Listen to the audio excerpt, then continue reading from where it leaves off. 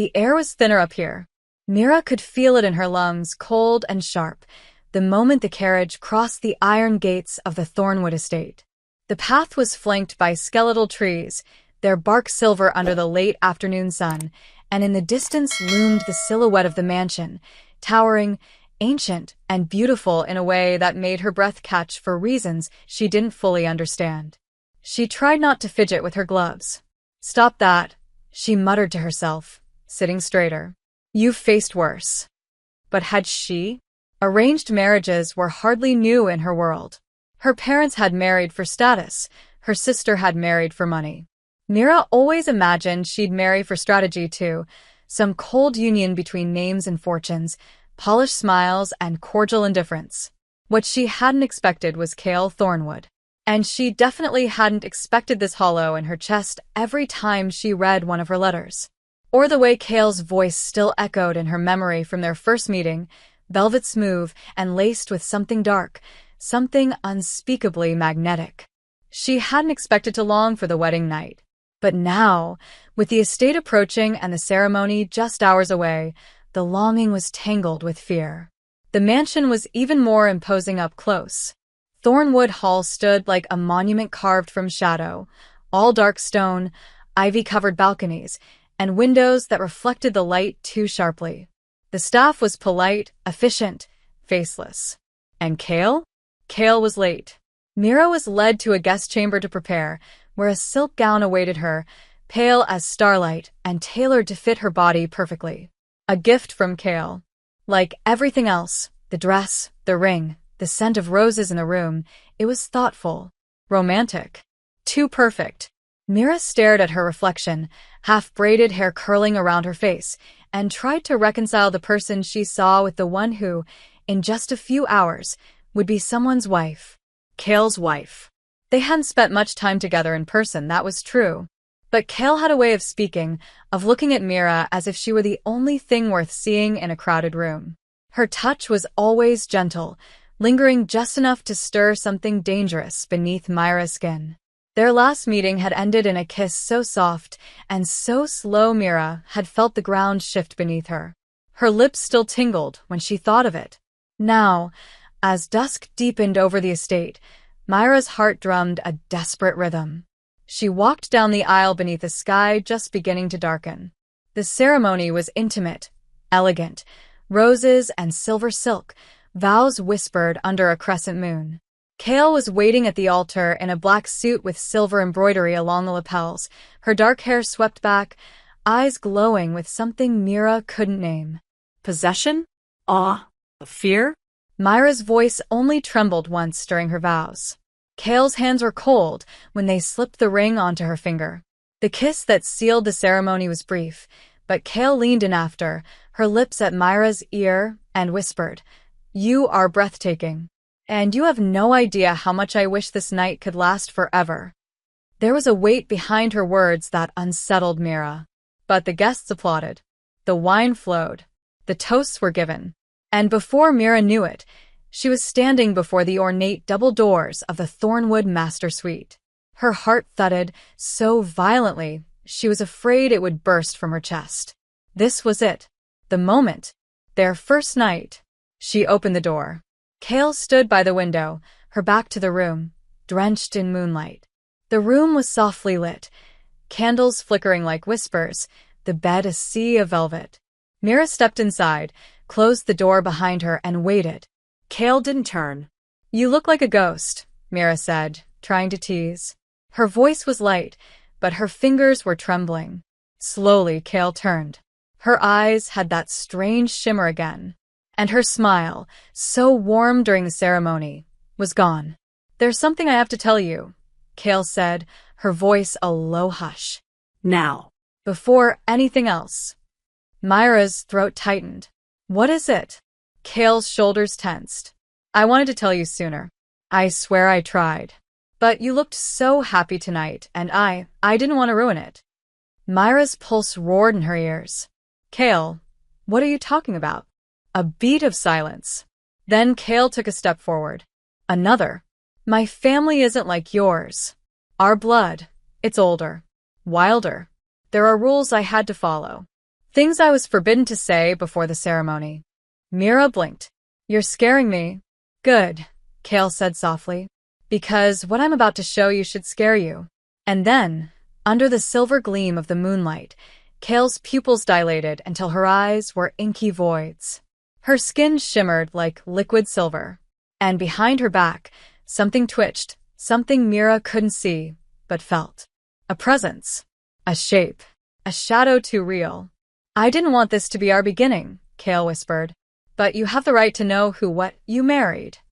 Mira took a step back. Her lips parted, but no sound came out. Because suddenly, nothing in the room felt human anymore. Not the air. Not the light. And certainly not her bride. Mira didn't scream. She wanted to. Her body was coiled tight with instinct, every nerve lit up with warning. But the sound died in her throat as her mind scrambled for explanation. Illusion. Madness. Dream. But none of those could explain the way the air had changed, thicker, heavier, tinged with the scent of iron and damp earth. Or the way Kale's shadow stretched across the floor in unnatural shapes, moving as if it had a heartbeat of its own. What are you? Mira whispered. Her voice cracked, barely audible, but Kale flinched like it had struck her. She stepped back, her bare feet silent on the velvet rug, her body half swallowed by the moonlight. Her skin was shimmering, but not with sweat or nerves. It was a subtle, inhuman sheen, as though something ancient and primal stirred beneath the surface. Kale closed her eyes. I don't know what word would make you stay, she murmured. So, I'll give you the truth instead. She raised her hand slowly, as if surrendering to Myra's fear. My family is bound to the old blood. It's not witchcraft, not exactly. Not shape-shifting in the stories you hear, kind of way. We are in between. There's something inside us that wakes beneath the full moon. Something not entirely human. Not entirely beast, either. Mira stared, unblinking. Her mouth was dry, her heart hammering. You're telling me you're a monster? Kale's gaze didn't waver. I'm telling you I'm still me, even when the rest of me comes forward. A flicker, her pupils narrowed vertically, like a predator's. Mira backed away until her spine hit the door. You should have told me before the wedding. I know. You lied to me. I hid it from you. There's a difference. Is there? Mira hissed. You made me fall in love with a person who doesn't exist. That hurt Kale. Mira saw it, a sharp twist in her expression, pain knifing through the calm mask she wore so well. I didn't make you fall in love, Kale said softly. You did that all on your own. I just hoped foolishly, maybe that if you got to know me first, it would matter less. That it wouldn't ruin everything. Mira shook her head. You're saying there's something inside you. What does it do? Kale hesitated. It protects. It hungers. It's territorial.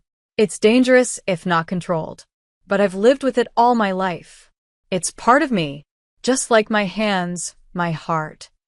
She took a slow step forward, but Myra's fingers shot up in warning. Don't. Kale stopped. Silence stretched between them, thick and full of electricity. Mira wanted to run. She wanted to scream, cry, throw something. But she also wanted answers. What are you becoming? She asked, voice low. I can feel it shifting around you, like pressure in the air before a storm. Kale looked down. You haven't seen it yet. Not all of it. If you want to run, now is the time. And if I stay? Kale's eyes snapped back to hers. Wild, luminous, vulnerable. Then I'll show you. Slowly. Carefully. And I'll never hurt you. Mira didn't speak. Couldn't. Her pulse was everywhere. In her fingers, her throat, behind her eyes. Her mind told her to leave. Every rational instinct screamed that the woman in front of her was not safe. But her heart, her foolish, aching, traitorous heart, remembered the letters. The way Kale held her hand at the garden party when Mira had gotten overwhelmed. The way her voice softened when she said Myra's name. The kiss in the conservatory. The way she always listened like Myra's words were made of gold. Was that all a lie? Or was this moment the truth? Raw and unfiltered? Can I see it? Mira asked. Kale's breath caught. What? The other part of you. Not all of it, not yet. But something real. Something true.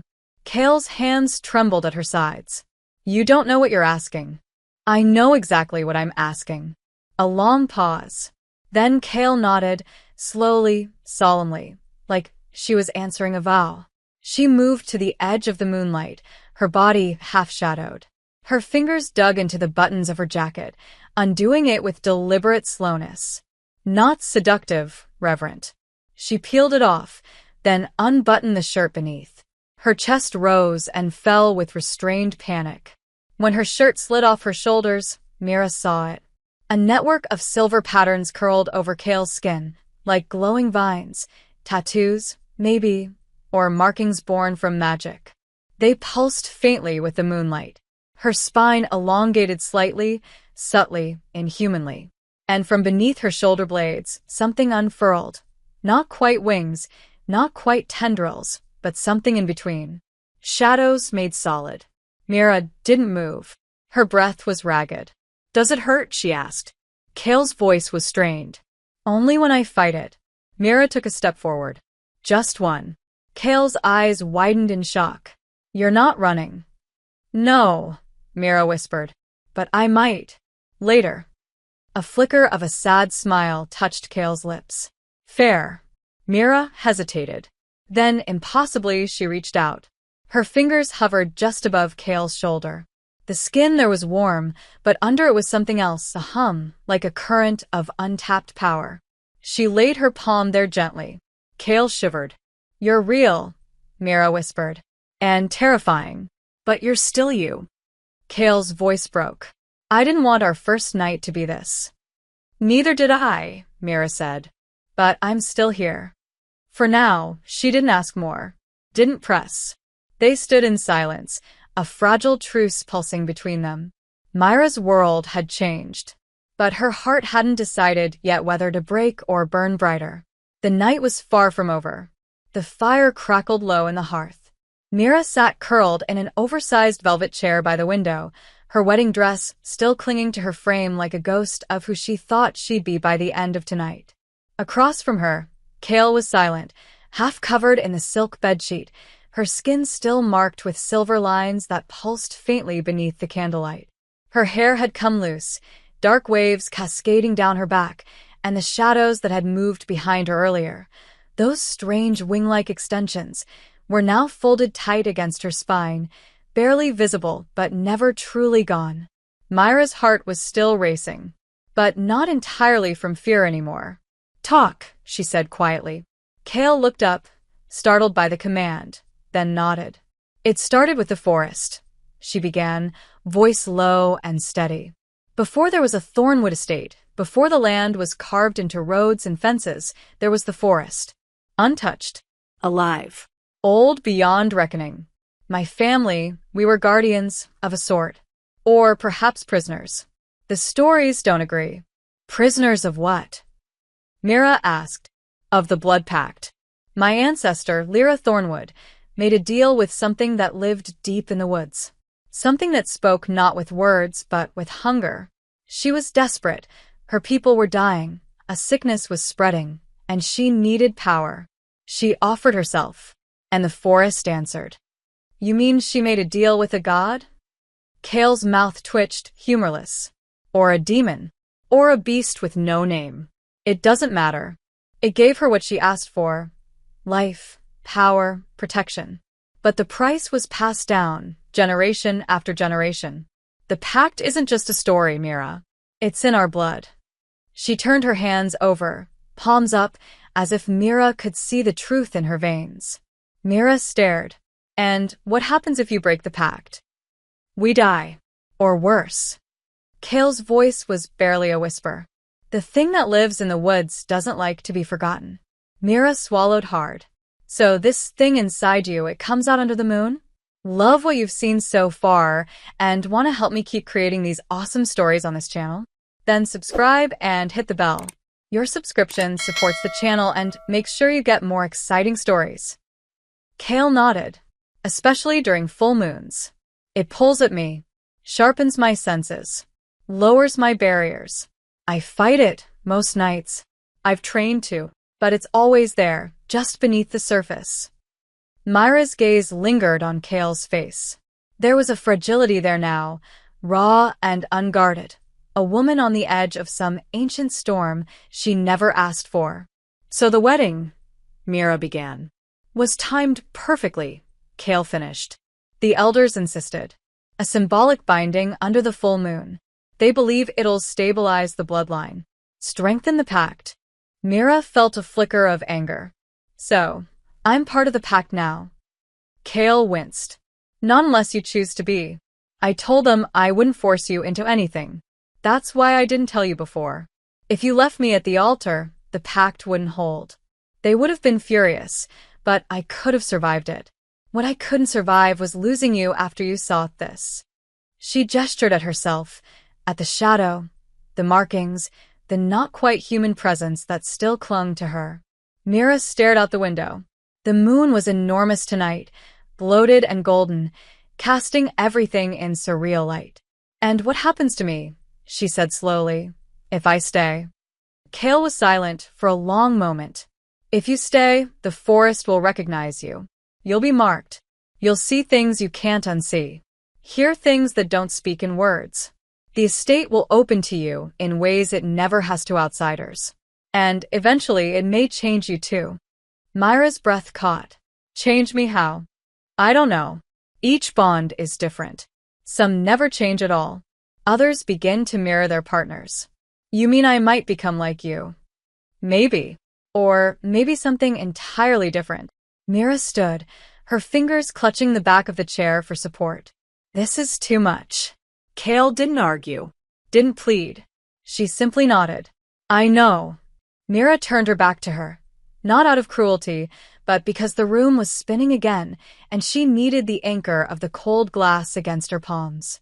The view from the window was vast, endless forest, silver treetops swaying beneath the stars, a world entirely removed from the one she thought she knew. And yet she wasn't running. She hadn't bolted when Cale shifted. She hadn't screamed when the shadows moved. She was still here. She closed her eyes. Why me? She asked quietly. Why did you choose me? Cale's answer was immediate. Because when you speak, it feels like I remember who I was before the blood took over. Because you challenge me. Because you're brilliant and stubborn, and I never met anyone who looked at me and saw a future instead of a weapon. Myra turned back slowly. Her heart ached. The truth, the pain, the fear, it was all tangled now, inseparable from the attraction she still felt. Her eyes dropped to Cale's bare chest, the strange, glowing veins like threads of moonlight under her skin. Does it hurt you now? Myra asked. Cale blinked. No. Why? Myra crossed the space between them, her movements slow, deliberate. She stopped in front of Cale, close enough to feel her warmth. Because I want to touch you, but not if it'll hurt you. Cale stared at her like she was something holy. You can. Myra reached out. Her fingers grazed the curve of Cale's shoulder, the glowing lines lighting up softly beneath her touch. It wasn't like skin. It was warmer, alive, like a heartbeat lived just under the surface. Cale closed her eyes. You're not afraid, she whispered. I'm terrified, Myra said honestly. But I also want to kiss you. Cale's eyes snapped open, full of something primal and soft all at once. Then do it. Myra leaned in, and this kiss was nothing like the gentle one from before the ceremony. This one was hungry, uncertain, shaking at the edges with fear and wanting. Cale's hands hovered, not quite touching Myra until she whispered, It's okay, and then they were everywhere, waist, spine, tangled in hair. The shadows behind Cale pulsed once, then faded like a sigh. The kiss deepened. Myra didn't know what tomorrow would bring. She didn't know what she was becoming a part of. But tonight, wrapped in moonlight and danger, she kissed her not-quite-human bride and felt, for the first time, truly awake. The light came through the high windows like a reluctant confession, pale and gray and weak after a night so thick with moonlight it still lingered in Myra's bones. She opened her eyes slowly, as if the truth might change if she delayed waking. But Kale was still beside her, half curled in sleep, the faintest shimmer of silver still clinging to her skin like remnants of another world. Mira lay still, listening to Kale's breathing, to the silence beyond the heavy bedroom doors. The air felt different now. Not quite dangerous, but not safe either. Like the walls were watching. Like the estate itself had taken notice. She reached out carefully, brushing her fingers along Kale's bare shoulder. The markings were duller now, barely visible, as if the creature inside had retreated with the moonlight. Kale stirred. Her eyes blinked open, and for a split second, Mira saw the beast again, deep in her pupils, flickering like an afterimage. But then it was gone. "Good morning," Kale said softly, her voice husky from sleep. Mira didn't smile. "Is it?" Kale's expression tightened. She sat up, sheets slipping down to her waist, exposing the smooth lines of her back and the faint, branching scars where the shadow wings had once spread. Mira sat up too, pulling the sheet around her, heart heavier than it had been the night before. "You said I'd have to choose." Kale nodded. "You don't have to yet. Not now. But your family is expecting something from me, aren't they?" Kale hesitated. "Yes. And if I don't give it to them, they'll turn on you," Kale said simply. "They'll see you as a threat, an outsider who knows too much." Mira stood, dragging the sheet with her as she crossed to the window. The forest spread endlessly below, a sea of silver and green that looked more like a living creature than land. "Are they going to summon me?" "They already have," Kale said quietly. "They sent word before sunrise. My mother wants to meet you in the Great Hall." Mira turned sharply. "You didn't think to tell me? I didn't want to ruin what little peace you had left." "Kale," Mira said, her voice sharp. "There's no peace in this house." Kale winced, but didn't argue. She rose slowly, dressing in silence. Mira followed suit, finding her gown from the night before and slipping it back on, though it now felt like it belonged to another woman entirely. When they stepped into the hallway, the air was cooler, denser. Thornwood Hall had always felt old, but now it felt ancient, like a cathedral carved from memory and shadow. They walked without speaking, their footsteps muffled by the dark rugs lining the stone floors. At the base of the grand staircase, two figures waited. One was a tall woman with silver-streaked black hair, dressed in deep green velvet. Her features were sharp, regal, and cold, eyes the exact same shade as Kale's, but far less forgiving. The other was a man in gray, his posture rigid, his gaze unreadable. "Mira Ashford," the woman said. "I am Lysandra Thornwood, Kale's mother." Mira inclined her head slightly. "Madam Thornwood." Lysandra's gaze was like frost. "You were not supposed to see what you saw last night. But what's done is done. Now we must determine whether you will remain or be erased." Mira stiffened. "I beg your pardon?" "Those are the terms," Lysandra said calmly. "You've seen too much. Our family's bloodline is protected. Sacred. You were brought here under the assumption of ignorance. That condition no longer applies." Kale stepped forward. "Mother," silence. Lysandra didn't raise her voice, but it cut through the room like a blade. "Your emotions have already compromised the lineage once. I will not allow it again." Myra's pulse thundered. "You're saying if I don't swear loyalty to this monster blood pact, you'll kill me?" "I'm saying," Lysandra said, "that if you stay entirely. No halfway. No waffling between fear and desire. You either become one of us, or you disappear." Mira didn't flinch. "And what does becoming one of you entail?" The man spoke then, voice gravelly. "The bond must be sealed. Blood must be shared. The forest must accept you. If it doesn't, it will consume you." Mira stared. "So, I don't just marry into this family. I marry into its curse." Lysandra's eyes gleamed. "You married Kale. Now you decide whether you marry Thornwood." "You could have told me this before the wedding," Mira snapped. "We could have. Would you have come?" Lysandra asked coldly. "Would you have listened? Or would you have laughed at our old ways, dismissed us as mad?"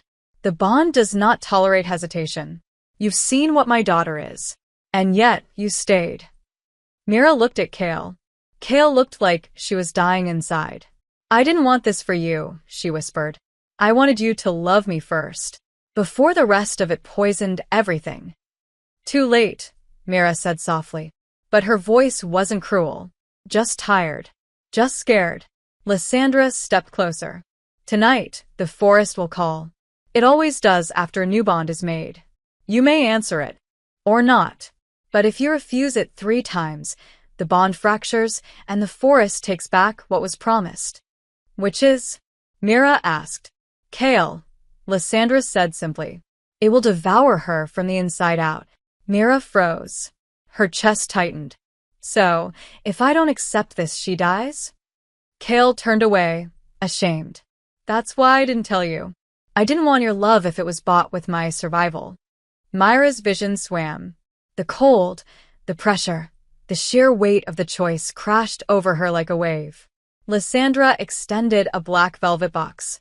Inside is a sigil, she said, carved from obsidian pulled from the heart of the forest. If you wear it to the clearing tonight, the pact will recognize you. The forest will begin to open.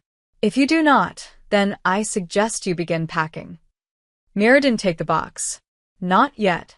She stared at it, at the abyss waiting inside it. And then she turned and walked away. She heard Kale start to follow, but she lifted a hand, stopping her. She needed air. She needed space. The halls blurred. Her hands trembled. She didn't stop until she reached the greenhouse, the place where Kale had kissed her for the first time, weeks ago, when everything still felt like a dream. She sat on the bench, where they'd sat before, among the glass and vines and blooming roses. And then, finally, she let herself cry. Not for fear, not for pain, but for the impossible truth that somewhere between the blood and the shadows, she had truly fallen in love with Kale Thornwood. And she had no idea how to save them both. The forest was alive that night. Mira stood just beyond the back terrace of Thornwood Hall, the hem of her cloak grazing the frost-slick grass, the obsidian sigils still untouched in her pocket. The air carried a pressure she could feel in her bones, like something ancient was waiting just out of sight, breath held, ready to move the moment she did. The moon hung high above the treetops, rounder now, brighter than it had been even the night of the wedding. A trick of fate, perhaps. Or something more intentional. Mira had spent the entire day avoiding everyone. She hadn't spoken to Kale. Not after the confrontation with Lysandra. Not after the quiet, cruel ultimatum that left a pit hollow and raw in her chest. But Kale hadn't come after her either. And that silence hurt more than Mira was prepared to admit. Because now, as the shadows stretched toward the edge of the woods and the wind whispered through the trees like breath against her neck, she found herself wishing for Kale's presence. Her touch, her certainty, her eyes, those strange, inhuman eyes that somehow still held more truth than anyone else's. The forest was calling. Mira didn't need magic to know it. It pulsed just beneath the surface of the earth, a low, rhythmic hum that felt like a second heartbeat in her chest. And it was saying her name. Not in words, not in sound. In sensation. In memory. In an ache that felt like both invitation and threat. Her fingers curled around the box in her pocket. The obsidian inside was smooth and cold and felt heavier than it should. 3 refusals, Mira whispered to herself. And Kale dies. She had thought the choice would be clear by now, but nothing was. Everything was made of edges and longing and fear. She closed her eyes, listening, really listening, to the forest's whisper. And in it, she heard Kale's voice. Not literally, but the essence of her. That softness wrapped in steel. That sorrow hidden behind poise. That quiet ache in every kiss. Mira opened her eyes, took a step forward, then stopped. Her hand tightened around the sigil, and she turned away. Her heart cracked. The refusal was silent, but the forest felt it. She knew, in the marrow of her bones, that it did. The wind shifted, colder now. The moon seemed to dim. Something deep beneath the soil stirred. Not angry, not yet, but aware. Mira went back inside before her resolve failed her. She walked the halls of Thornwood, as if the walls might close in at any moment. Servants avoided her eyes. The portraits lining the corridor felt like they were watching.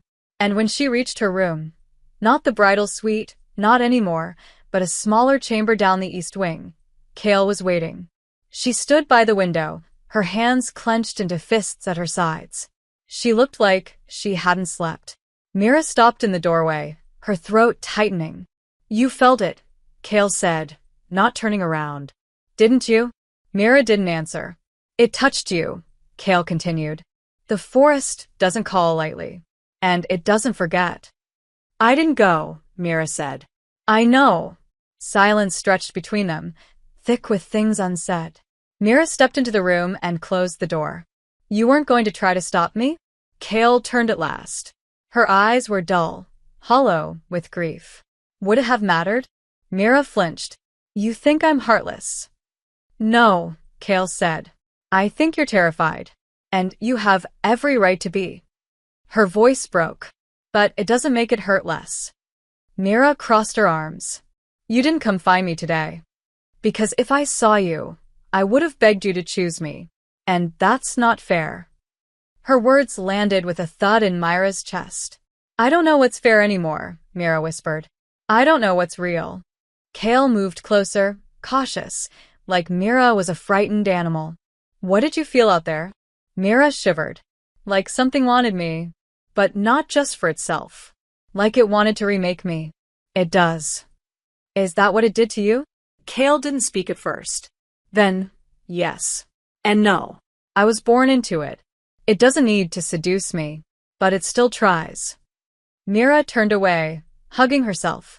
"It's inside you all the time?" "Not fully. Only during certain moons. Certain seasons. But the mark never fades." Myra's voice trembled. "I think I wanted it to be a fairy tale. A dark one, maybe. But one with rules. And happy endings. But this feels like a trap." Kale's voice softened. "It feels like that to me too. Every day." Mira faced her again. And in Kale's eyes, she didn't see a monster. She saw a woman breaking. A woman terrified of being too much and not enough. A woman who had let herself love despite knowing the price. Myra's feet moved on their own. One step, then another. Then she was inches away from Kale, close enough to feel her breath. "You didn't beg," she whispered. Kale's voice cracked. "I didn't think I had the right." "You do." Myra's hand came up, touched Kale's cheek. "You do." Their lips met again, slower this time, softer, but no less intense. It was a kiss full of questions and fear and aching desire. A kiss that felt like both surrender and defiance. Kale's arms wrapped around Mira, pulling her close, and for a moment the world stopped spinning. Mira buried her face in Kale's neck, inhaling her scent, wild and warm and sharp with something unnameable. "I don't know what I'm going to do," she whispered. "I just know I don't want to lose you." Kale held her tighter. "Then don't." Mira pulled back just enough to look into her eyes. "But if I refuse again, I'll still love you," Kale said. "Even as it kills me." That broke something in Mira. She kissed her again, harder this time, desperate to outrun the truth. And Kale kissed her back like she was trying to etch Myra's name into her skin. They didn't speak again that night. But Mira didn't return to the East Wing. And when they lay curled together in the bridal bed, heartbeats tangled, breaths shared, the forest outside Thornwood whispered a little louder. Not angry, but waiting. The second night came colder. Mira awoke shivering, even with Kale's arms around her, the sheets wrapped tight, the fire still glowing in the hearth. The chill wasn't natural. It seeped from the stone walls, from the corners of the room where no light ever reached, from the window panes that trembled with a wind Mira couldn't hear. She sat up slowly, her body heavy with sleep, her skin prickling. Kale stirred beside her. "What is it?" she murmured, voice thick with exhaustion. "Cold," Mira whispered. "But not just outside." Kale's eyes opened slowly, adjusting to the dark. "You felt it." Mira nodded. "What is it?" The forest marking its refusal, Kale said, sitting up as well, her bare skin glowing faintly in the moonlight. It doesn't punish you directly. It lets the house do it. Thornwood was built on the edge of the boundary, where the forest's will seeps into stone. When the bloodline is disrupted, it reacts. Mira looked around the room. The wallpaper near the ceiling was damp. Small cracks spread across the mirror like veins. Something about the paintings felt different. The eyes of Kale's ancestors more watchful, more alive. Myra's gaze drifted to her own hands. Her fingertips were tinged with gray. She rubbed them together, half expecting the color to come off like soot. It didn't. Kale reached for her wrist gently. "Let me see." Mira offered her hand, and Kale examined it with reverence, fear, and awe all braided together. "It's starting," she said softly. "What is?" "Your body's responding to the bond. Even in refusal, the connection is formed. The forest sees you now. It won't stop until it knows what you are." Myra's breath caught. "But I said no." "Once." "It takes more than that to silence it."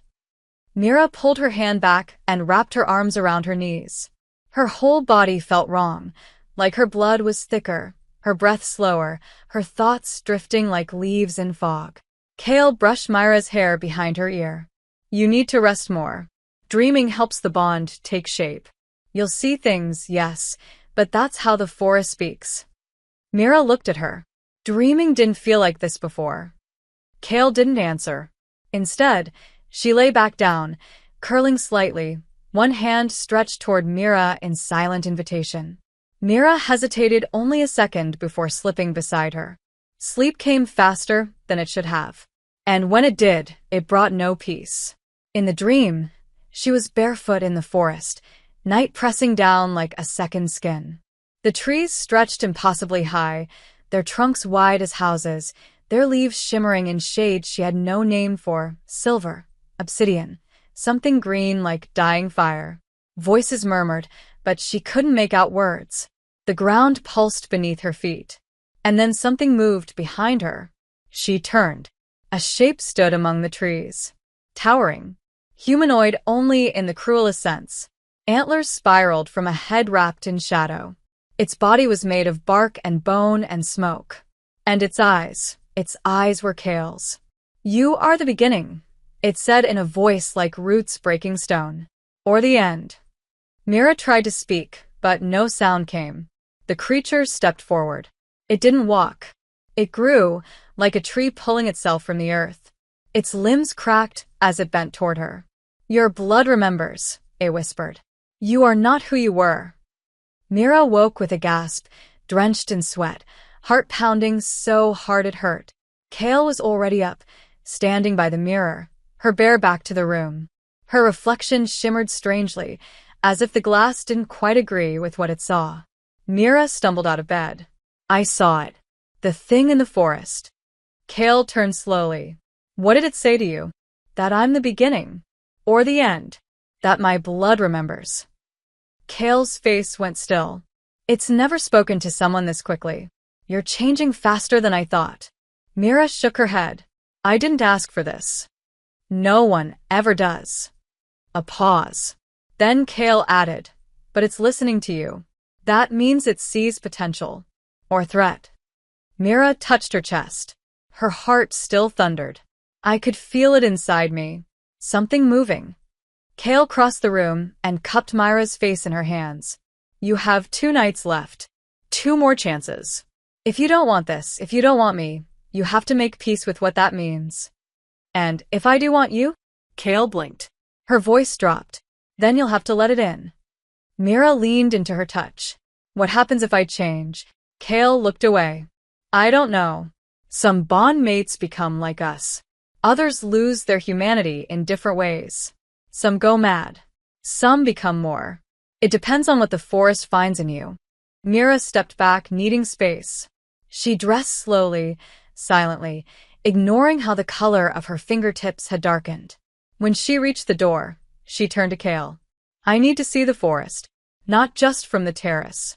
I want to walk inside it." Kale's eyes widened. "That's dangerous." "Then come with me." "Tonight?" "Now." Kale hesitated. But then she nodded. There's a path only I can open. It's old. Sacred. If we go through it, the forest will know. Good, Mira said. Let it know I'm not afraid to look it in the eye. They left the manor through a hidden door near the library. A narrow corridor led to a stone arch nearly consumed by ivy and moss. Kale touched the stones in a precise sequence. They glowed faintly, pulsing like veins. The arch opened into darkness. The forest. It swallowed them whole. The moment they crossed the threshold, Mira felt it, a shift in pressure, like stepping into a different world. The trees here were impossibly tall. The moon didn't reach the ground. Light glowed from within the plants themselves, faint, bluish, alive. This is where the bond is made, Kale whispered. The heart of the pact. It sees everything. Mira knelt and touched the earth. It pulsed beneath her fingers. Warm. A heartbeat. She closed her eyes. And again the voice came. You are not hers. Not yet. Mira stood. I don't belong to you, she said aloud. Kale touched her shoulder. No. But you might belong to yourself in ways you never imagined. Mira turned to her. And under that sacred canopy, with the forest alive around them, she kissed Kale again. Not in fear, not in desperation, but in defiance. Of the blood. Of fate. Of everything trying to pull them apart. For now, it was enough. It started with her reflection. Mira stood before the mirror in the east wing, the same one she had passed 100 times since arriving at Thornwood. Only now, it didn't reflect her correctly. Her eyes seemed too dark, her cheekbones sharper. The edges of her silhouette wavered slightly, as though the glass struggled to contain her. She leaned closer, breath fogging the surface. Her irises flickered silver. Just for a moment. She stumbled back, her heart pounding. The air in the room had thickened again. That same feeling from the forest, like breathing through velvet. The obsidian sigil was on the nightstand, still cold, still untouched. It felt heavier now, as if waiting. Mira clenched her jaw. She hadn't answered the first call. She wasn't sure she was strong enough to refuse again. The forest didn't need words. It used memory. Sensation. Desire. That night, it came through the walls. Through her dreams. Through Kale. The moment they touched, fingertips brushing as Kale reached for her hand in the hallway, Mira felt the forest surge inside her. A wave of heat, of aching need, of something primal stirring in her spine. Her breath hitched. Kale looked at her sharply. You felt it, didn't you? Mira nodded, unable to speak. The second calling, Kale whispered. It's stronger. It doesn't ask this time. It tempts. They made it to Myra's chamber, but neither of them crossed the room before Mira pressed Kale against the door, kissing her like she needed to anchor herself to something real, something human. Kale kissed her back just as hard, and in that kiss was hunger, yes, but also desperation. Myra's hands slid into Kale's hair. Kale's fingers gripped Myra's waist. They broke apart, breathless, foreheads touching. If we do this, Kale said hoarsely, the bond deepens. Even without the ritual. You'll feel it more. The change. The forest won't let you go easily. It already won't, Mira whispered. But I don't care. I just want you. The confession shattered the last of the restraint between them. They tumbled to the bed, limbs tangled, mouths hungry. Myra's skin burned where Kale touched her, not in pain, but in something too big to name. Pleasure, fear, surrender, all woven together. The silver markings on Kale's body pulsed as their bodies moved in rhythm, slow and aching, like the forest was inside them both, watching, feeding on their heat. Myra's body arched beneath Kale's, her hands grasping blindly, her lips murmuring her name again and again. Kale, Kale, Kale, as if saying it could keep her anchored. And when they finally stilled, limbs trembling, wrapped in each other's arms, Mira realized she was crying. Kale kissed her tears away. You're changing, she said softly. I know. Myra's voice was broken and calm all at once. I can feel it. That night, Mira didn't sleep. She lay in Kale's arms, staring at the ceiling, listening to the house breathe. And when morning came, she saw the marks. Silver threads now curled around her wrists. Faint but visible. Just like Kale's. She didn't hide them. She sat at the vanity, tracing them with her fingertips. "They suit you," Kale said from behind her, voice quiet. Mira met her gaze in the mirror. "They don't feel wrong." Kale stepped closer, rested her hands on Myra's shoulders. "That's how it begins." "Is it wrong that I don't want it to stop?" Kale hesitated. "It's dangerous, but it's not wrong." Mira turned, looking up at her. "Do you think I can survive this?" Kale's eyes burned. "I need you to." Later that day, Lysandra summoned Mira again. But this time, she wasn't alone. The council was gathered, a half-circle of ancient blood, dressed in deep colors, eyes like cold iron. The great hall was lit only by candles. The windows were shuttered. The air felt heavy with ritual. Mira stood tall, her sleeves rolled up to reveal the silver on her skin. A statement. A warning. "You refused once," Lysandra said. "And yet you live. And Kale still breathes. You refused again. And now you are marked." Mira said nothing. "Do you understand what the forest is doing to you?" Lysandra continued. "It's drawing you in, changing you from within. This is your second refusal. One more, and there will be no path left." Mira stepped forward. "You keep saying that like it's a threat, but maybe it's a promise." A ripple of discomfort moved through the council. The man beside Lysandra, Counselor Dean, spoke. "You speak boldly, but the transformation is not always kind. It tests your soul, your sanity. Are you prepared for what may come?" Mira held her ground. "I'm prepared for her." That silenced them.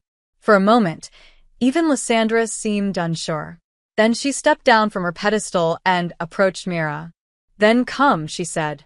"See what awaits if you continue down this path." Mira followed. The council trailed behind like a procession of ghosts. They led her down a stairwell she hadn't seen before, beneath the manor, into the catacombs beneath Thornwood. The walls were lined with bones, roots, and stone. And in the very center, a chamber pulsing with green light. A shallow pool rippled at its heart, and in its reflection, Mira saw not herself, but the creature from her dream. Antlers. Shadow. Kale's eyes. "This is the heart," Lysandra said. "Where all thornwoods are tested. Where the forest sees your truth. You must enter it to be accepted. Or devoured." Mira stepped to the edge. The pool glowed brighter. Her silver markings pulsed. And the forest whispered again. "You are not hers." "Not yet." Mira turned from it. "Not yet," she whispered back. And walked away. Her second refusal. Done. But her body was no longer hers alone. The forest was inside her now. And it was only getting louder. The walls were breathing. Mira stood alone in the hallway outside her chamber, the candle in her hand flickering as the air pulsed around her like a living lung. Every step she took echoed not just down the corridor but inside her, a vibration in her bones, like the house was singing to her in a language she almost understood. She hadn't slept in 2 days. Not truly. Every time she closed her eyes, the dreams came, of antlers in the mist, of roots curling through her skin, of Kale's voice saying her name over and over until it no longer sounded human. And when she opened her eyes, she wasn't always sure she had left the dream at all. The second refusal had not gone unpunished. The forest had entered her blood now, quiet and slow, but relentless. The silver markings on her wrists had begun to spread, delicate lines up her forearms, curling like vines. Her senses were sharper, her skin more sensitive. She could hear conversations through doors, smell storms before they touched the sky. And worst of all, she could feel the forest inside the walls of Thornwood. Not just around it, within it. The manor was changing with her. Or because of her. Doors opened to rooms that shouldn't exist. Shadows moved in ways that didn't follow light.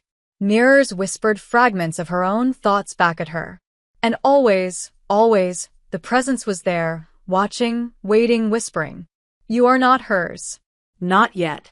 Mira didn't know if it meant Kale, or the forest, or something else entirely. She hadn't seen Kale in nearly 24 hours. After the chamber beneath the manor, after seeing her own reflection warped into something monstrous, she had needed space, needed to breathe. But now, as the manor closed tighter around her and her own mind frayed at the edges, she realized how badly she needed Kale's voice. Her touch, her anchor. She found her in the East Conservatory, the oldest part of the house, where glass walls let the moonlight in and the air smelled of earth and old roses. Kale stood at the far end, her hands sunk into the soil of a massive planter, sleeves rolled up, dirt streaked across her forearms. She looked up when Mira entered, and froze. Your eyes, she said softly. Mira blinked. What? They're changing. Kale walked toward her slowly. The pupils. They're shifting. Not all the time. But they aren't fully human anymore. Mira opened her mouth to speak, but Kale's hands were suddenly on her face, tilting her head gently. And the silver, she whispered, running a thumb over Myra's cheekbone. It's in your skin now. Not just your arms. I can feel it, Mira said. It's like my body isn't mine. It is, Kale said, but it's also the forest's. That's what the bond does. It doesn't steal you. It remakes you. From the inside out. Mira shivered. How much time do I have? 1 night, Kale said. Maybe less. The final call will come with the third moonrise. If you refuse it, she didn't finish the sentence. She didn't have to. Mira looked down. Her hands trembled. I don't know what to do. Kale stepped closer. Then don't do it alone. Mira looked up sharply. You still want me? Even like this? Kale's smile was the saddest thing she had ever seen. I've never wanted you more. Myra's voice cracked. I'm scared. So am I. Kale kissed her then, not with hunger, but with reverence. Her hands tangled in Myra's hair, her mouth slow and deliberate. Mira melted into her, aching with love and fear. Come with me, Kale whispered against her lips. Where? To the glade. The edge of the forest. I want to show you what happens when the bond is accepted. Mira nodded. They left Thornwood under a cloak of stars. The path to the glade was winding, half overgrown, lit by strange flowers that glowed with bioluminescence. Mira walked in silence, her breath fogging in the cold night, her pulse echoing in her ears. When they reached the glade, Kale stopped and knelt beside a small pool. This is where my mother accepted the bond, she said. Where I was born. Where all Thornwoods come into being. Mira knelt beside her, looking down into the pool.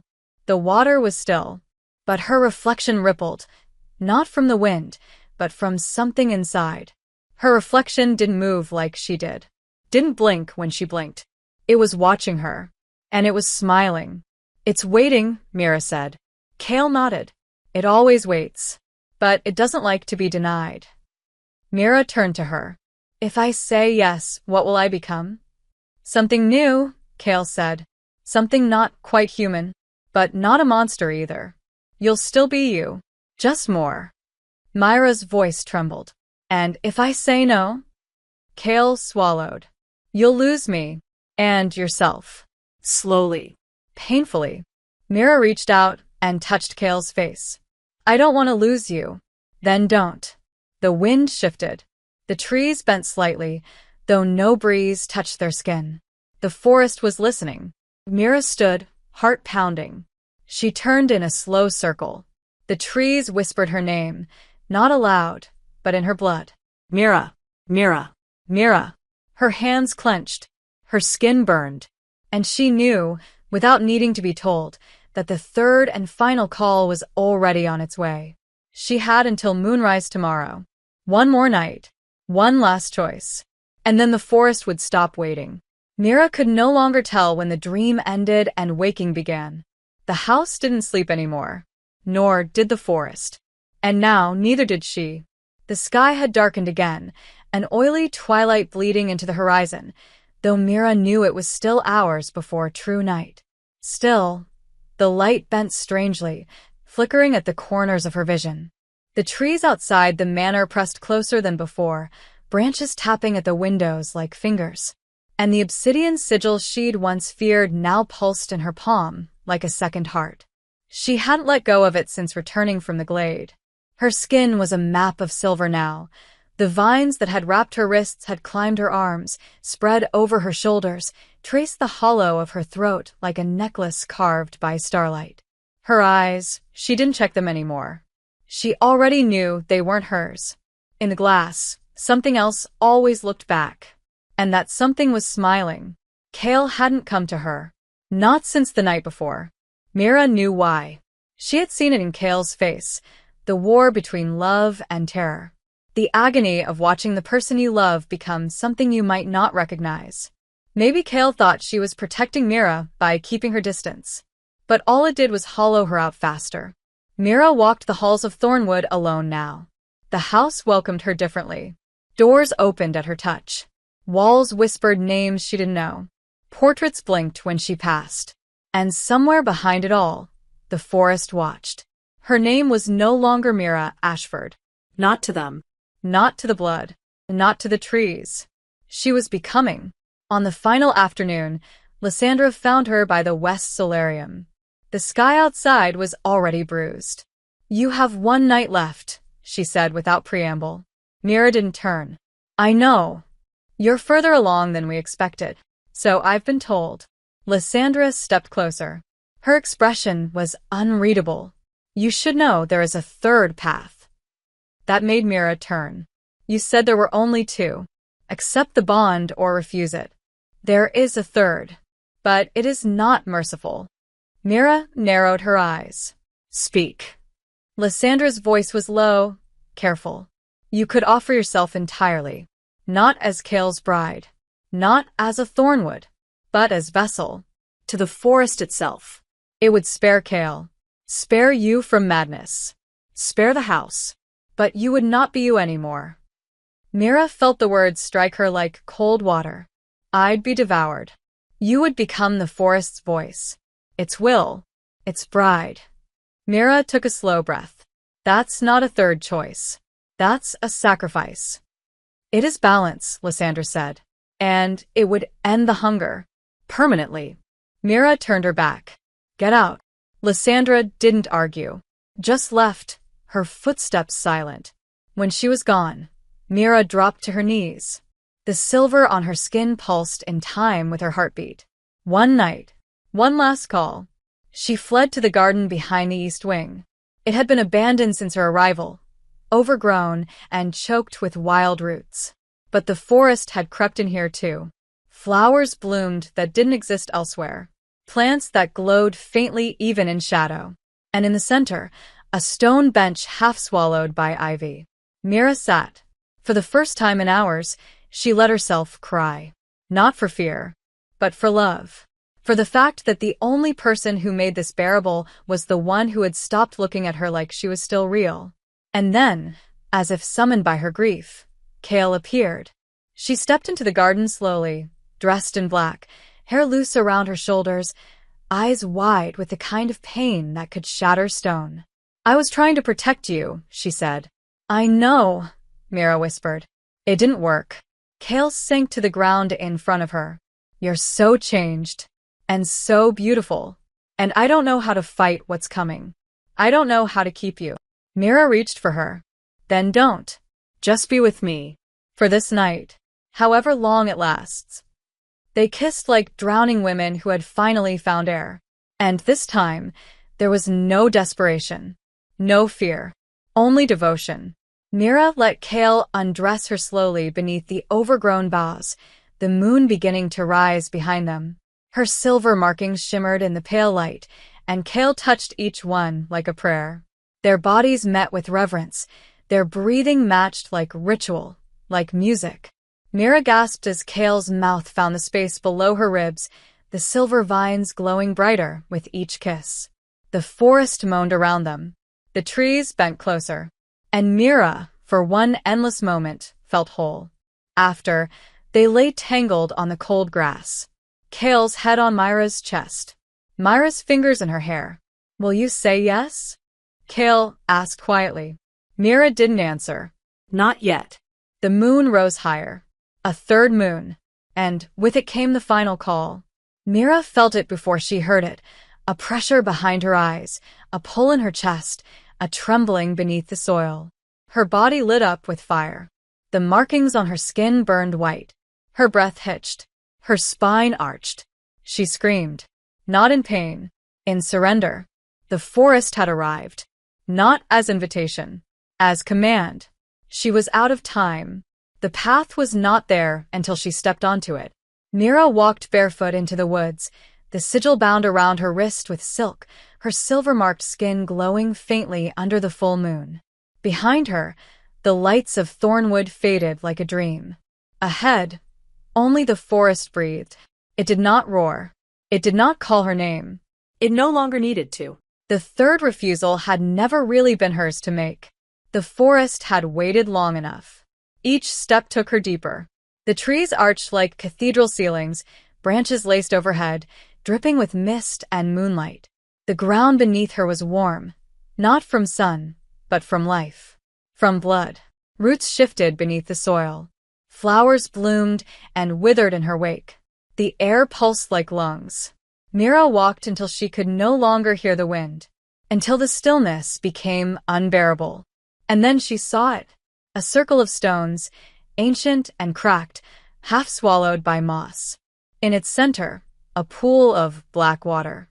Still, bottomless, waiting. As she stepped toward it, her reflection rose to meet her. But it wasn't a mirror. The woman in the water had Myra's face, but her skin was etched in deep silver, her eyes endless black, her mouth slightly parted to reveal the hint of sharp teeth. And she was smiling. Mira knelt. The pool whispered, "You are not hers." Not yet.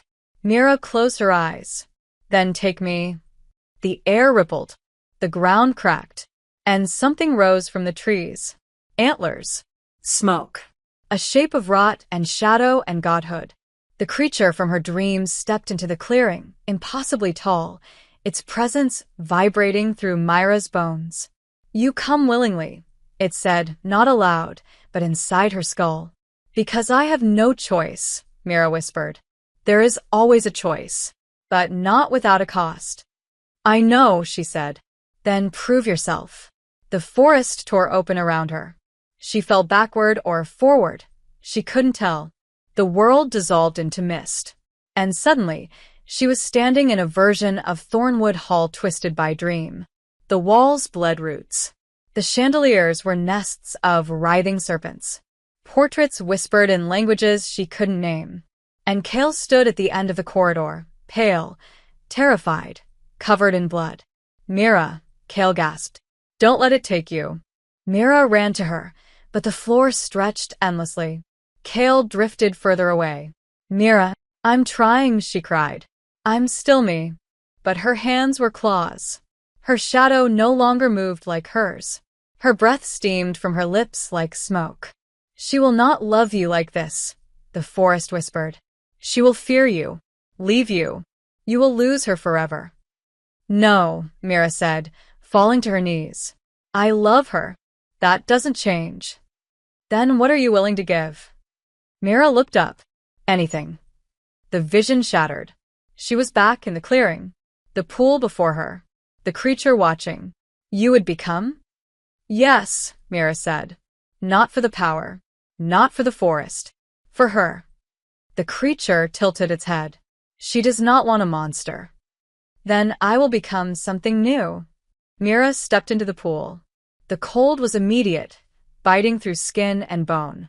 She sank, and the water didn't rise, it swallowed. Her lungs burned. Her vision blurred. But she did not fight it. She let the forest take her. The roots wrapped around her wrists. The silver spread over her chest. Her mouth opened in a silent scream. And then hands, pulling her out. Mira gasped for air as she was dragged from the pool. Kale held her tightly, drenched, trembling, her eyes wide with fury and terror. "What did you do?" Kale shouted. "I had to. You were becoming. You were going to vanish. You left me." Mira cried. You stopped looking at me like I was yours, because I was scared. Kale's voice cracked. I've seen what this bond does. I've watched it hollow people out. I couldn't bear to watch it take you too. Then don't watch, Mira said, grabbing Kale's hand. Come with me. Kale froze. What? Into the pool. With me. Share it. Split it. Let it mark us both. We'll change together. That's not how it works. No, Mira said. But maybe it should. The forest trembled. The creature leaned closer. You would defy tradition? Yes, Mira said. If it means I don't lose her. You would risk madness. You would fracture the line. She's the line, Mira whispered. Not the blood. Not the power. Her. Kale was crying now. I'm not strong enough to watch you become something I can't touch. Then touch me now, Mira said. Before it's too late. Kale pulled her close. Their lips met again, messy, wet, desperate. Myra's skin still burned from the ritual, but Kale's touch steadied her. And the forest paused. As if confused. As if listening. The creature stepped back. Its antlers bowed. Not mine, it said. Not entirely, but enough. The water receded. The pool dulled. The wind returned. The roots eased their grip. Mira collapsed in Kale's arms. What did we just do? Kale whispered. We didn't finish the ritual, Mira said. But we changed something.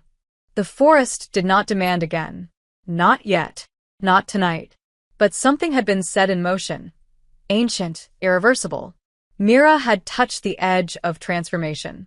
And now, it would follow her wherever she went. The air in Thornwood had changed. It no longer whispered. It watched. Mira felt it in the walls, the way the vines pressed tighter against the stone, the way the chandeliers flickered when she passed, the way the house itself seemed to pause when she entered a room. Something ancient had been disrupted. Something sacred, fractured. The ritual had not been completed, but it had been touched. And now she carried it inside her like a second heartbeat. The silver on her skin no longer shimmered softly. It glowed.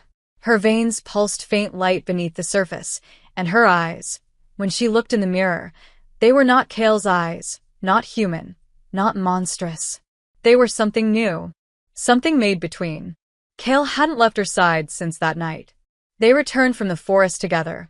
Mira wrapped in Kale's cloak, Kale's arm around her waist, both of them silent with everything they couldn't yet name. But the moment they crossed the threshold into Thornwood Hall, the house groaned. Not with anger, with confusion, with need. The council was waiting. Lysandra stood in the great hall, surrounded by the others, each one watching Mira as if she were no longer a woman, but an error in their legacy. You defied the final rite, Lysandra said. You entered the pool and did not bind yourself. You brought her in. You made the bond unstable. Mira didn't flinch. And yet I'm still alive. For now, the older man beside Lysandra muttered. You're changing, but not according to the laws of our blood. Kale stepped forward. She didn't bind herself to the forest. She chose something else. She chose corruption. Another elder spat. What is she now? Mira spoke, her voice low and steady. I am what you made me. She lifted her hands. The silver markings pulsed, crawling up her neck now, curling over her collarbones like veins of light. You called me here. You gave me no real choice. And I chose love over obedience. That's not corruption. That's survival. Lysandra's face cracked, not with rage, but with something colder. Pity. You don't understand what you've done. The forest does not know what you are. It cannot place you. And when it cannot name you, it devours. Let it try, Mira said. I'm not afraid anymore. That was a lie. She was terrified. But fear no longer held the reins. She was something else now. And so was Kale. The council demanded she be confined, isolated until they could determine the extent of her instability. Kale refused. They fought. Mira stood between them. The house shuddered, and the floor of the great hall cracked beneath her feet. Not from magic, from pressure, from the forest pushing through the stone. They left before the decision could be made for them. Back to the East Wing. Back to the room where they had first touched each other like secrets. Kale locked the door. Mira collapsed into the bed, heart racing, skin hot. "It's inside me," she whispered. "I can feel it all the time now. Like it's watching through my eyes." Kale sat beside her. "I'm sorry." "For what?" "For loving you into this." Mira shook her head. "You didn't do this to me. I chose it. But I didn't stop it." Mira reached for her. "Then stay with me through it." Kale kissed her gently, slow, hesitant, full of guilt. But Mira pulled her closer, deepening it. "I don't want your pity," she murmured. "I want your fire." That was all it took. Kale laid her down and worshipped her like the only altar she had ever believed in. Their bodies met like waves and earth, like storm and flame. Myra's skin burned where Kale touched her, not from pain, from awakening. And when she cried out, it wasn't fear. It was release. After, they lay tangled together, breathless, hearts thudding out of sync. Mira stared at the ceiling. "They'll try to take me. Or kill me. Then I'll run with you," Kale whispered. "If I lose myself, I want you to stop me." "I won't." "Kale, because I don't think you're losing yourself," Kale said. "I think you're becoming something more." Mira turned to her. "What if I'm not Mira anymore? Then I'll love whoever you become." The words broke something in Mira. She buried her face in Kale's chest and let herself fall apart. Not because she was weak, because she was being reborn. The next morning, the forest sent a storm. Black clouds rolled in without warning. Rain fell not like water, but like ash. The manor trembled. Windows shattered.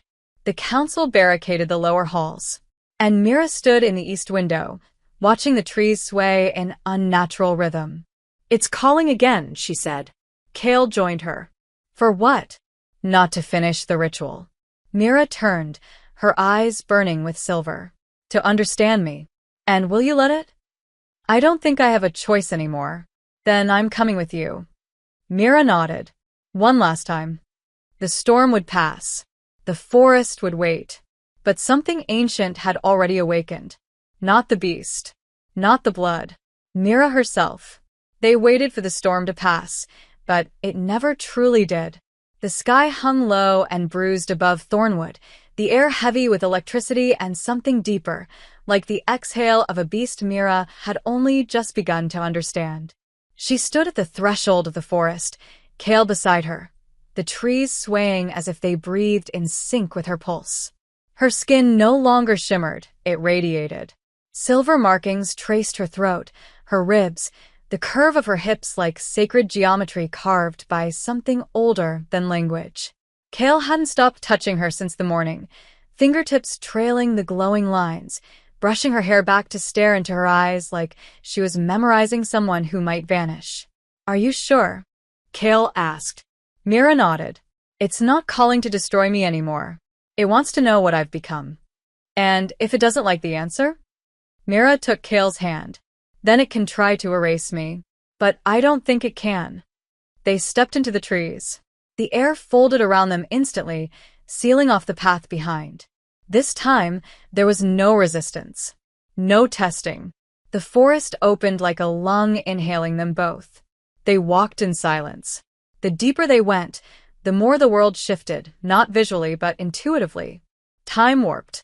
Distance folded. Mira felt her heartbeat sink with the roots beneath her feet. When they reached the glade, the pool was gone. In its place, a circle of stones, each pulsing with dim light. The earth in the center throbbed gently, as if something just beneath the surface waited to rise. And it did. Slowly. A figure rose from the soil. Not monstrous. Not shadow. A woman. At first. Or the idea of one. She had Myra's face, but ageless. Hair like falling leaves. Skin of ash and silver. Eyes like Kale's but older. Wiser. Terrifying. She stepped barefoot across the moss and smiled. "You answered." Mira swallowed. "You called." "Not after the third moon." This was not a demand. "Then what is this?" "Curiosity," the figure said. Her voice echoed in every direction at once. You are not what we expected. You should have either been consumed or reborn in the image of the blood. But you split the ritual. You chose love. Mira stepped forward. You sound disappointed. No. Intrigued. Kale tensed beside her. The figure's gaze turned. Daughter. I'm not yours, Kale said. Not anymore. But you were, the forest woman replied. And you still carry the bond. I carry her. Mira took Kale's hand. We made something new. We felt it. The figure circled them slowly. Something in the roots. A breach. A rhythm outside the old laws. We did not permit it. And yet it grows. Mira tilted her chin up. So what now? You kill me? Undo me? We could, the forest said. But we won't. Mira blinked. Why? Because we are old. And old things stagnate. You bring something else. A future. Not clean. Not ordered. But fertile. I didn't ask to be changed. Change never asks. It arrives. The figure stepped closer. She touched Myra's chest. Mira gasped, not in pain, but in sensation. 1,000 visions flooded her. Every Thornwood bride who had ever walked this path. Everyone who had bent, broken, bled. Everyone who had given up love for power or been devoured trying to choose both. And then she saw herself, not as she had been, not even as she was now, but as she could be. Her body silver-veined, her voice echoing with truth, her hands capable of shaping the forest itself. A bridge between hunger and tenderness, between shadow and light. She pulled away, breathless. What was that? Your choice, the forest said. You may leave now, and remain fractured. Live out your days half-changed. Your love will endure, but so will the weight of what was refused. Myra's pulse quickened. Or you take the final step. Not as offering, not as vessel, but as equal. We will change for you as much as you change for us. Kale's hand tightened in hers. What does that mean? That the pact must be rewritten, the forest woman said. With both of your blood, with both of your names. And if we refuse? Mira asked. You won't. Silence. Then Kale stepped forward. What will happen to her? She will be who she was meant to be. Fully. She will lose nothing, except fear. Mira looked at Kale. Her heart cracked open. I want this. With you. Are you sure? No. But I'm ready. They stepped into the circle together. The forest exhaled. The roots beneath the soil surged upward, wrapping around their ankles, then thighs, then waists, not pulling down but lifting up. A column of light burst from the stones. Mira cried out, not in pain, but in sensation too vast to contain. Her body cracked and healed all at once. Her markings ignited. Her voice echoed across the trees as the old magic broke open like glass. Kale screamed too, but she held Myra's hand through it, and together they rose, suspended in light, in power, in possibility. The forest surged into them. And changed. When it was over, they collapsed into each other's arms, shaking, gasping, soaked in light and soil and sweat. Mira looked at her hands. They were still hers, but not. Kale cupped her face, trembling. You're still you. Mira smiled through tears. So are you. Around them, the trees bent low, not in threat, in reverence, and the figure was gone. Only her voice remained. The pact is broken. The bond is remade. And now we belong to you. The moment they stepped back into Thornwood Hall, the air shifted. Not with tension, with submission. The manor, for the first time since Mira arrived, was silent. Not dead. Listening. Kale walked beside her, hand entwined with hers, their fingers still stained with soil and light. Their clothes clung to their bodies, damp with sweat and forest breath, their silver markings still faintly glowing beneath the skin. Myra's steps echoed down the grand hall like declarations. The roots that once crept along the walls now retracted in deference. The portraits bowed their heads. The chandeliers dimmed. They had not conquered the forest. They were the forest now, and it moved through them, around them, For them. but the council waited. Lysandra stood at the base of the marble staircase, her face composed, but her eyes burning with fury she no longer knew how to wield. "What have you done?" she asked, her voice cold. "Something none of you had the courage to," Mira answered. "We remade the pact." "You had no right." "We had every right," Kale cut in. "You told us we had to choose." We did. And the forest accepted it. The other council members began to gather. Whispers filled the air, worry, confusion, fear. Mira stepped forward, silver blooming down her arms like fire licking through ice. "You built your power on fear, on obedience, on sacrifice. You called it tradition, but it was cowardice." Lysandra narrowed her eyes. "You think you know better than centuries of blood?" "I think I am the blood now," Mira said. "But I remember what it is to love without chains. And that's something none of you can claim." Kale placed a hand on Myra's lower back, grounding her, steadying her. "What do you want?" Lysandra asked. "A throne?" Mira laughed. "I want nothing from you. I want freedom. For every Thornwood child. For every bound mate. For every daughter you tried to break. The pact is sacred." The pact was broken the moment it stopped allowing love. The silver light around Mira pulsed brighter, and the windows of the hall began to vibrate. The house groaned, but it was not resisting. It was awakening. Lysandra stepped back. "You've cursed us all." "No," Mira said. "I freed us." A thunderous crack split the air. The ground trembled, and from behind Mira, the great roots of the forest erupted through the floor, coiling up the columns like serpents, curling protectively around the new bond. Mira didn't flinch. "You don't have to bow," she said to the council. "But you will adapt. Or be left behind." One of the elders tried to step forward, to challenge, but the roots blocked his path.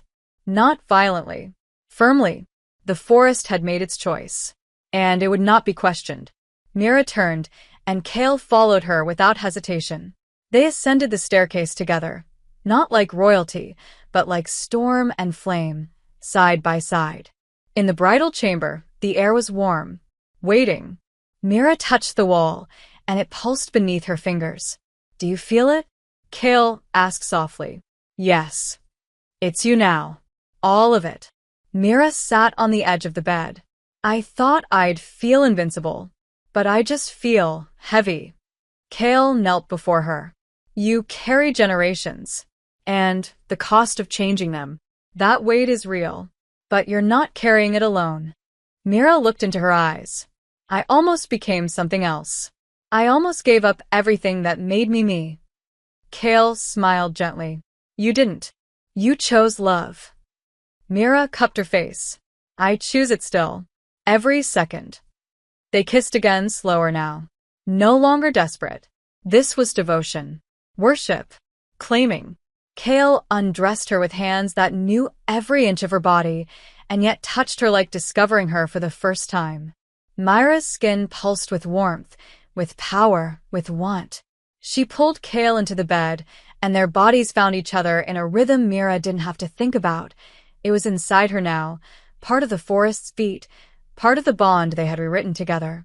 They moved in waves, moans caught in their throats, lips murmuring each other's names between gasps and confessions. When Mira climaxed, the light in the room flickered. When Kale followed, the walls sighed. And when they lay together afterward, skin to skin, silver and breathless, the manor was silent once more. Outside, the storm had broken. The sky was clear. Stars bloomed in constellations Mira didn't recognize, because something had changed. Not just within them, but around them. "What happens now?" Kale whispered. Mira turned her head, her eyes glowing faintly in the dark. "Now, we make sure no one forgets that love rewrote the forest." Tea began with a shiver in the soil. Mira felt it before the sentries spoke of it, before the birds stopped singing, before the edges of the Thornwood estate turned cold beneath the sun. The forest inside her whispered of watchers. of old things stirring beyond the borders, of eyes that had turned toward her not with curiosity, but with hunger. She stood barefoot on the balcony of the East Wing, Kale wrapped in a robe beside her, her arm warm around Myra's waist. The air was still, too still. Even the wind dared not move. "They know," Myra whispered. Kale's brow furrowed. "Who?" "The others. The ones beyond Thornwood. The ones who kept their own packs and never imagined one could be broken."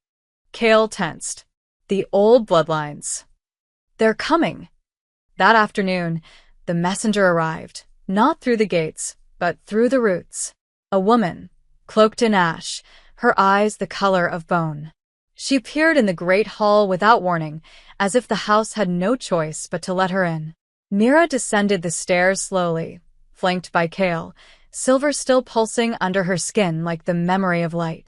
The woman spoke with a voice that sounded like stone cracking in winter. "We felt the rupture." Myra didn't flinch. "It wasn't a rupture. It was rebirth. You defied the pact. I rewrote it. You are not the only line." Myra's eyes narrowed. "Then let the others come. I'm not hiding." The woman tilted her head.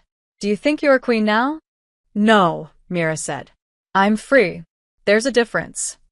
And what you've done will spread. Like rot. Like fire.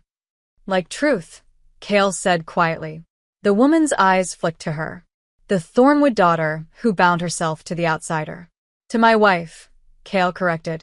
"To the only person in centuries who had the courage to love without permission." "We will not stop it," the woman said. "But we will watch.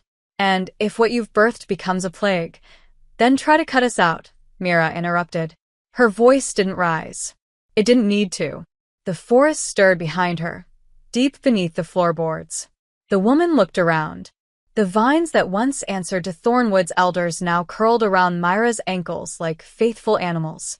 "So be it," the woman said, and vanished, as if she had never been there at all. Myra exhaled. Kale took her hand. "They're scared." "Good," Myra said.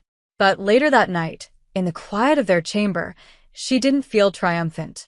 She felt watched, not by the forest, by the world, by every ancient rule they had broken. Kale ran her fingers through Myra's hair, whispering words of comfort she didn't quite believe. "We'll be okay." "Will we?" Myra asked. "We changed everything. What if it breaks more than it heals?" "Then we'll build it again," Kale said. "Together." Myra kissed her softly. "I don't know if I can lead them. I didn't ask to be a symbol." "You didn't ask to be mine either," Kale said. "And yet you are. And I would follow you into the dark 1,000 times." Myra's throat closed. She pulled Kale close, needing the grounding of her warmth, the weight of her heartbeat. And in that moment, Myra didn't feel like a goddess, or a weapon, or a new bloodline. She just felt loved. And that was enough. Until the dream came. The forest no longer tested her, but the world beyond did. In the dream, she stood on a cliff of bone, surrounded by the screams of the forgotten. Clans she'd never met, creatures she didn't recognize, all staring, all reaching. "You open the gates," a voice said. "You burn the path." "I lit it," Myra whispered, "so others could walk." "And if they burn too?" Myra turned. A mirror stood behind her. In it, herself. But older, paler, hollow-eyed, alone. The voice echoed again. "What will you give up to protect what you created?" Myra woke with a start, Kale curled tightly around her, whispering her name. Thunder echoed in the distance. And then a scream. From outside. Not human. Not animal. Myra was out of bed in seconds, Kale close behind her. They ran to the western window and saw it. The forest was shifting. Not just in reverence. In warning. The earth trembled. Trees leaned away. Something was approaching from beyond the line. Something that had not walked these woods in centuries. Something ancient. Kale's voice was a whisper of dread. They didn't come to talk.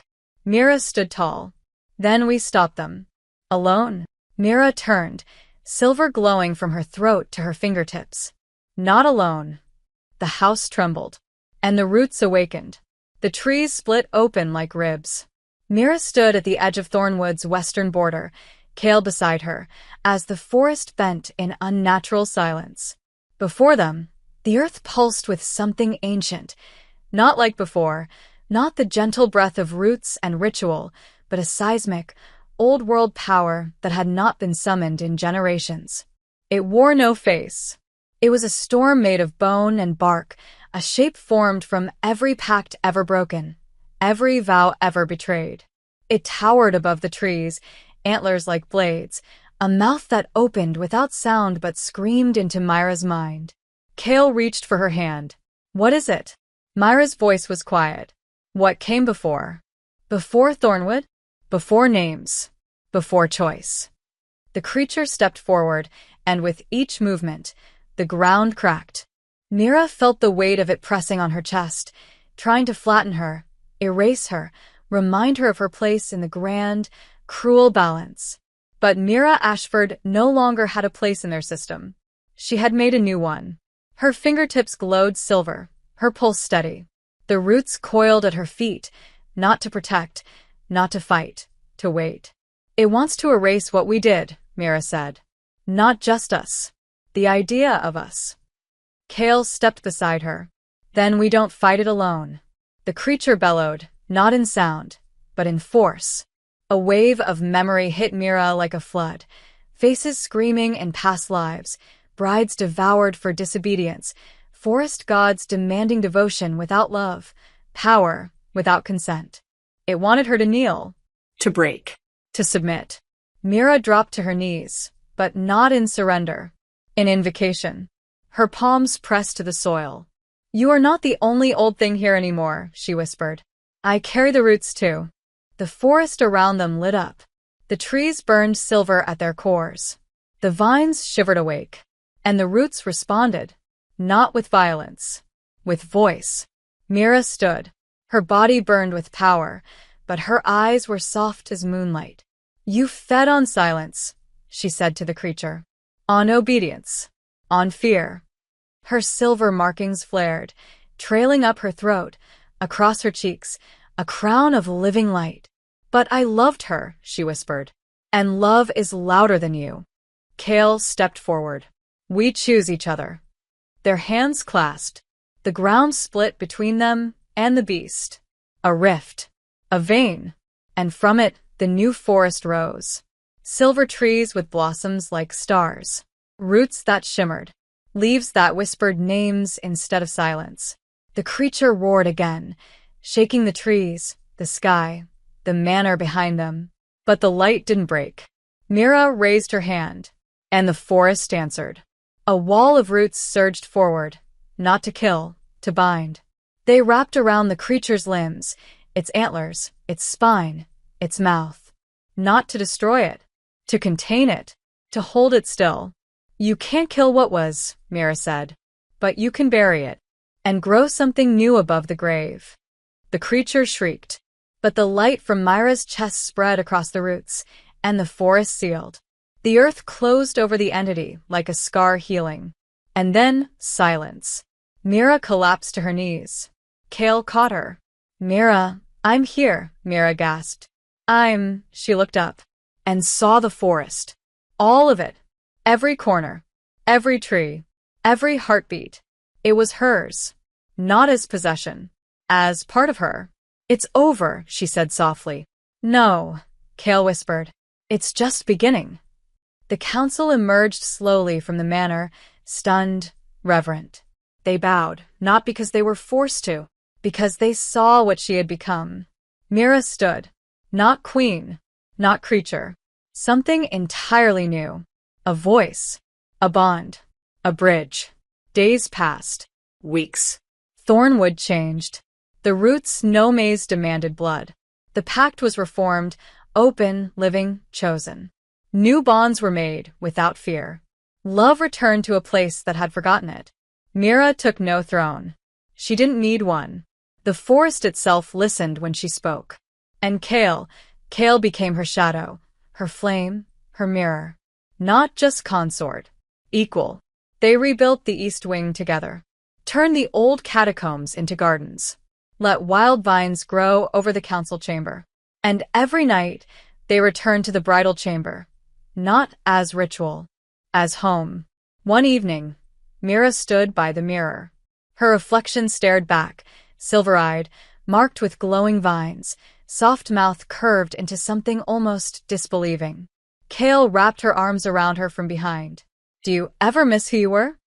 Mira leaned into her. No. Because I never knew her until you loved me. Kale kissed her neck. You're terrifying now. Good.